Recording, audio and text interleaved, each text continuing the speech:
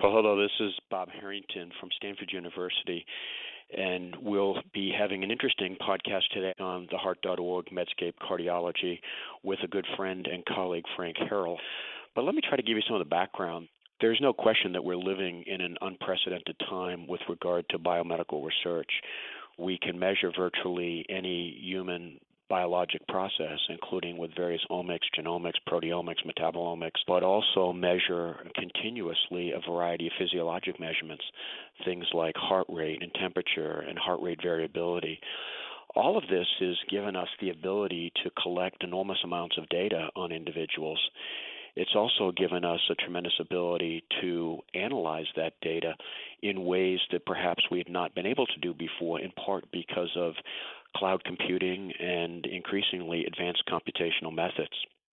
Many of us are interested in the concept of how do we take this continually accruing information and include things like social media, GPS tracking, zip code, to really gain insights into human health and disease that's beyond what we've been able to do before. Today, I'm really privileged to have joining me as a guest a longtime friend and colleague, Dr. Frank Harrell. Frank is a professor of biostatistics at Vanderbilt University School of Medicine. He's also an expert statistical advisor to the FDA Center on Drug Evaluation Research in their biostatistical group. Frank's the perfect person to have a conversation with us about how we've arrived at this point in history in biomedical research, and both what are the opportunities that he sees, but also some of the challenges and potential pitfalls, particularly as we talk about some of the new advanced computational methods, including machine learning, neural networks, et cetera. So, Frank, thanks for joining me here on the Heart.org Medscape Cardiology. Absolute pleasure to be here, Bob. Do you want to give some broad comments, Frank, on how you're thinking about this sort of enormous amount of data that's helping inform the human health experience, but at the same time some of the challenges that that's leaving the community with? Yeah, it's hard to know where to start because there's sort of a genomics view of things, and then there's all the other fields, including continual physiologic monitoring, which I actually believe has more promise than most of the other methods. Yeah, let's stay away from the genomics and talk about the larger context of data. Okay. The sheer vastness of data is a challenge to everyone and the ready availability, but I think a lot of issues are not really well understood by clinician researchers and some biostatisticians. And one of the things that you learn about, over time, you don't necessarily get smarter as you're in a job for more and more decades, but you do gain perspective. And one of the perspectives that statisticians get good at over time is knowing how much information content do you need to make a certain conclusion about something. So whether you're trying to better diagnose patients or better prognosticate or compare therapies, there's a certain amount of information that's needed in order to have any hope of answering a question. And there's a sort of a separate question about bias, and that's a real big issue in treatment comparisons.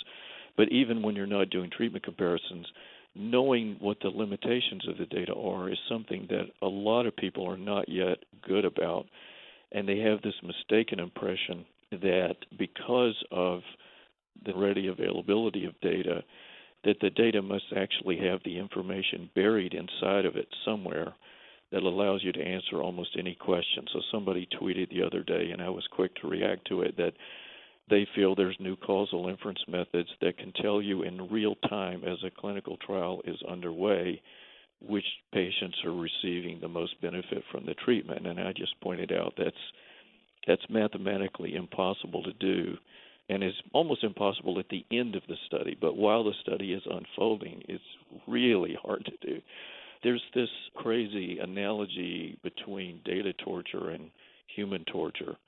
So we know in human torture, and there's lots of evidence for this, that if you torture a human to obtain information, the human will give you exactly what the torturer is asking them to give. The human will confess to whatever the torturer really wants to hear. And the data will do the same. If you torture data, the data will confess, and the data will tell you what you want to hear. And then the researcher moves on and tries to make use of that. But it's not reliable, so it's no more reliable with data than it is with torturing humans. There's this belief even that if you use modern methods, all of a sudden there's more information in the data than there ever was. And so you're seeing people apply machine learning to especially more rare diseases like specific types of cancer, where they're trying to find out who is likely to have metastasis or whatever you're trying to predict.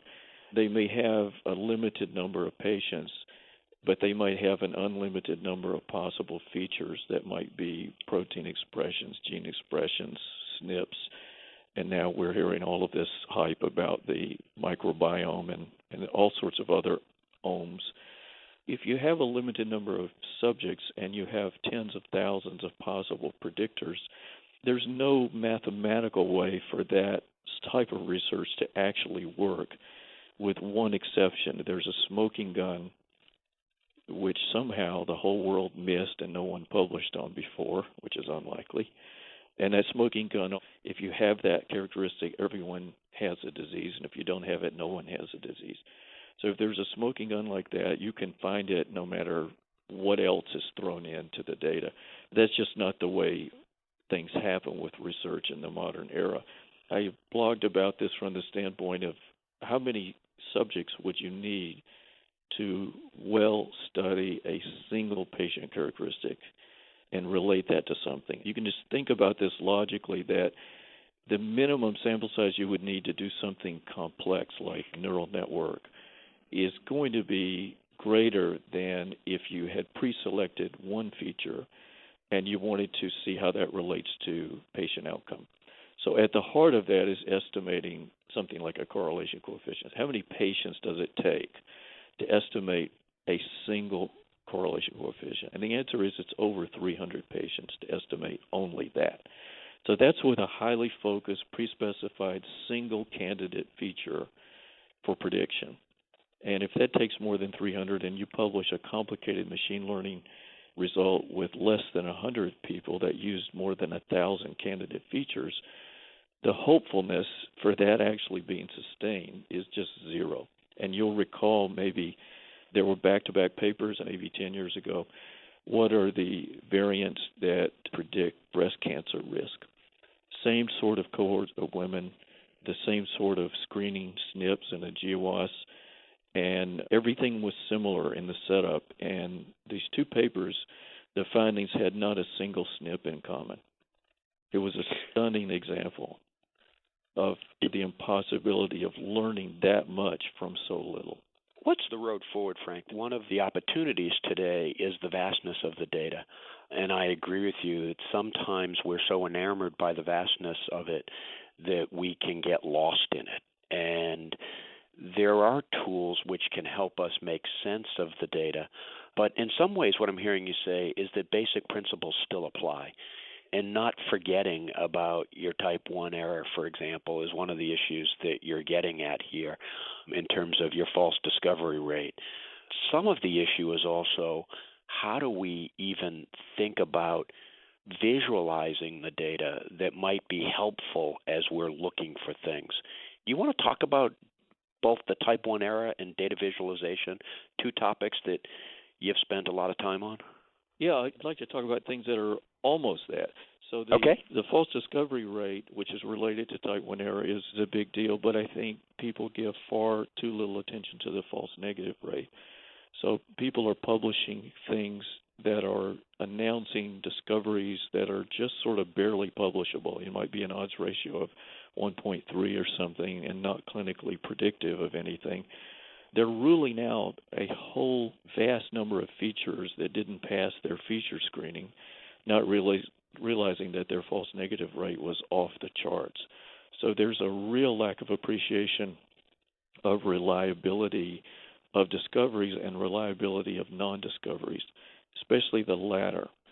And I think that's really holding back research because people are dismissing things that really do have information, and part of the reasoning is they're seeking parsimony.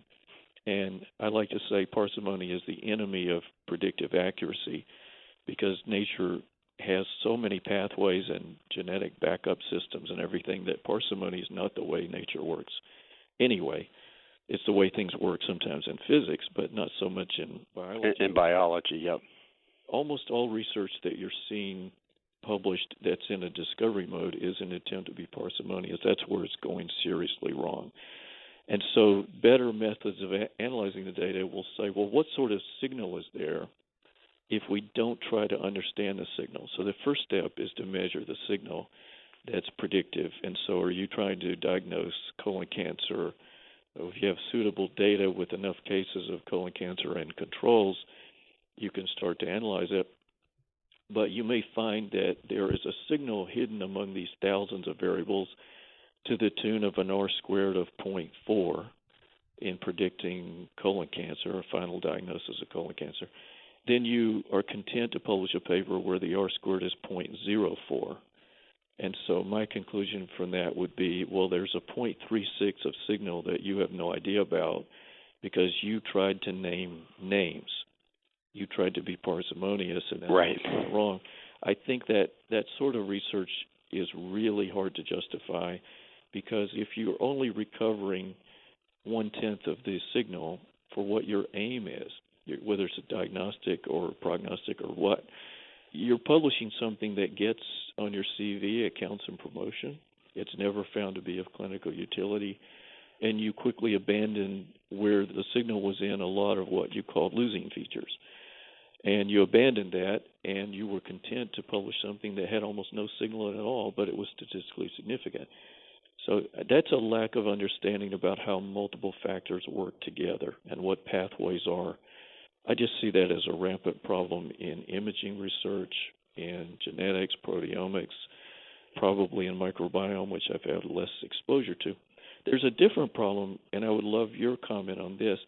There's a lack of understanding in many researchers about what sort of variables are really the ones you need to be concentrating on. So a great example of that, there was a fantastic meta-analysis showing that the history of genetic research in risk factors for depression is just a series of conflicting results with weak signals.